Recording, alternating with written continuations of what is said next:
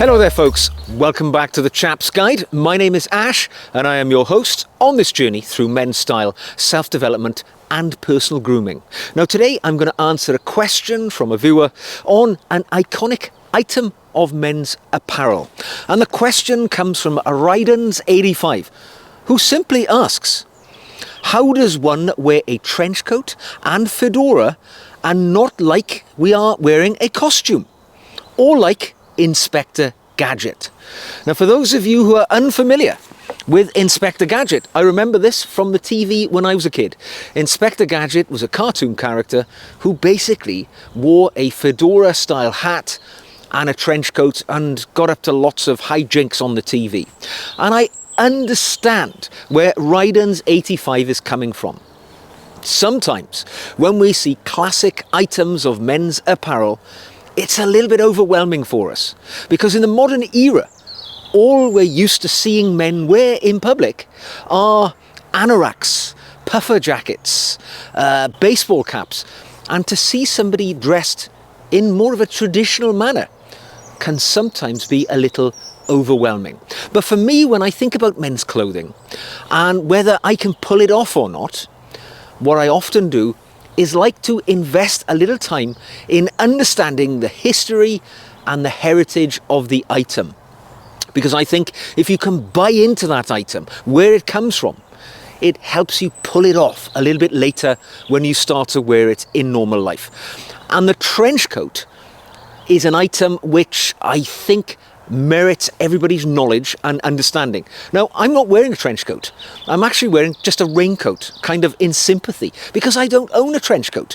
But the trench coat, the traditional trench coat, has got a really solid utility history. Because as the name suggests, the trench coat came into being to serve a practical need during the First World War, when British Army officers asked or commissioned from tailors a garment which was lighter and allowed greater mobility than the large, thick greatcoats, which are thick overcoats, which they were issued up to that point.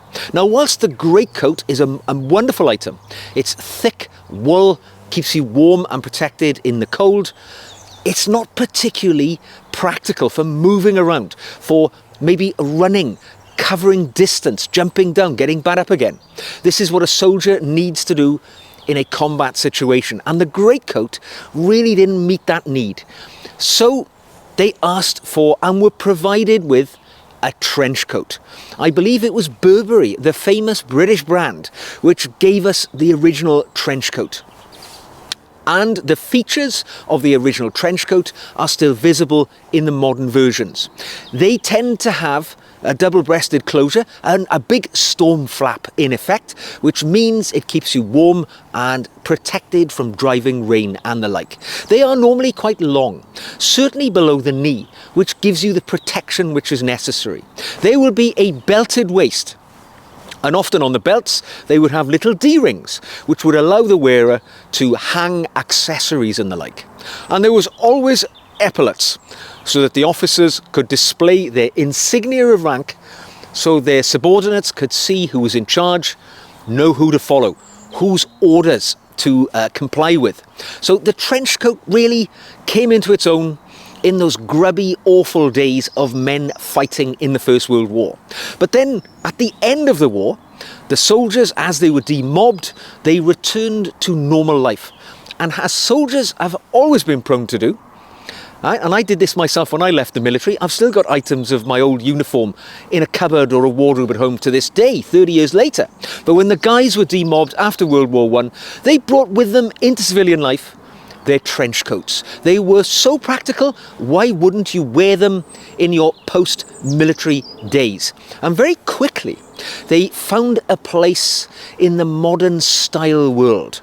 Now, this can be very clearly seen maybe from the 1940s onwards. If you look at Hollywood movies, you will see films like Casablanca, The Maltese Falcon, and of course those heroes like Humphrey Bogart wearing a fedora hat with the trench coat. It is the archetypical image, is it not, of the mysterious movie hero smoking a cigar or a cigarette, dressed in the trench coat and the fedora, the private investigator genre, I don't think could be complete without that uniform for the protagonists in those stories. And if you look at the Hollywood sort of demonstration of the trench coat, we've seen it in that role over and over again. Of course, as I say, Humphrey Bogart kind of spearheaded it. But then we saw other icons, like Cary Grant, often seen wearing a trench coat. Sir Michael Caine, playing the spy Harry Palmer. Very much the trench coat was part of that outfit which was worn. And yes, even when making fun of that genre, Inspector Clouseau, the French bumbling detective, played by Peter Sellers, he had a trench coat as well. So very much part of the establishment. Even Roger Moore, when he played Bond, once wore a trench coat. So it's been right across the style world from the very beginning. And really, the trench coat today still provides us with all of those advantages which were so apparent in the First World War. It is, of course, water resistant. Slip it over your clothing, keeps you protected, keeps you a little warm, keeps you a little dry when you need it.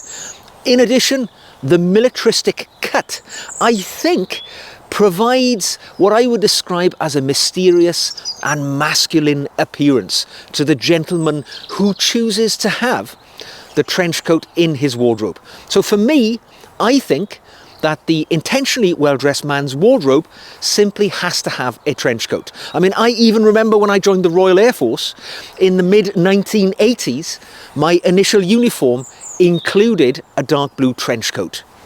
So it's still being worn by people where it began in the military, but now it carries across into the civilian world. But I understand what Ryden's question is all about. It can look a little like a caricature of people like Inspector Clouseau or Inspector Gadget. How can we wear the trench coat and not feel like we're wearing a costume?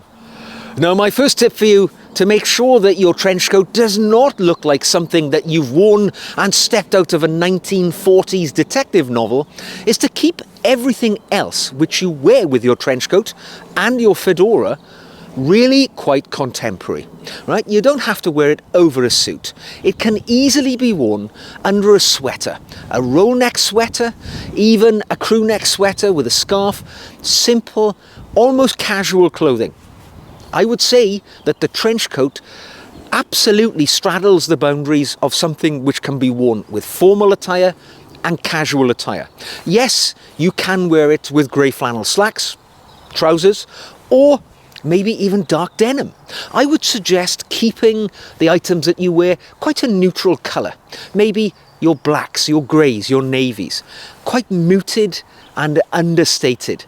And I think it's going to look quite modernist. You don't have to worry like looking like somebody from, the First World War or the Second World War. The trench coat is equally a modern item as it is a historical item. Now, my next tip for you is to try changing up a few of the ingredients in your trench coat and fedora. Because I would say, the trench coat and fedora, yes, they are something of a sartorial cliche. We all think of Humphrey Bogart when we think of the fedora and the trench coat. You can't help it. It's ingrained in our minds. But if you change just a few of those ingredients, it can alter quite significantly the impression that you make on people. So instead of a fedora, swap that out. Maybe put a woolen watch cap on, or maybe even a flat cap or a baker boy cap. Totally changes the aesthetic, takes it away from that sort of Hollywood trope of appearance. Then you can add a few little colours and textures. Maybe put a nice colourful scarf with your trench coat, brings a lot of texture, pattern, not to mention warmth as well. And let's talk about the trench coat. All right, the trench coat is a multitude of different styles. It's not just simply one look. You can have a single-breasted version of a trench coat, yes. You could say it's a raincoat, but it's a trench coat of sorts. And you can change the colours. I mean, traditionally a trench coat is thought of as beige or khaki in colour. But don't forget, they come in a range of different colours. You can have dark navy colours. You can have, I've even seen them in beautiful colours of green. And I think this works beautifully. It contemporises the garment, makes it look something different to that sort of template that people have in their minds of a trench coat, and it makes it very much more wearable in the world that you're stepping out in. They're not going to think Humphrey Bogart, they're going to think modern, chic, stylish man. Now, my last tip for you is really quite a straightforward one, and that is to wear your trench coat with confidence, all right? I know when you first put one on, maybe if you've never owned one before, if you're used to wearing other sorts of outdoor wear, rainwear, it's going to feel a little strange. But actually, just wear it naturally. That's what it was designed for, just to be worn in ordinary daily life as you would any other garment or outerwear that you own. Forget that it is something which started its life in the trenches of World War I. It is a practical, functional utility garment. The more you wear it, the more you will feel comfortable wearing it, and you will realise that today, the trench coat, modern raincoat, whatever you want to call it, is an incredibly practical, stylish and useful item to have in your wardrobe.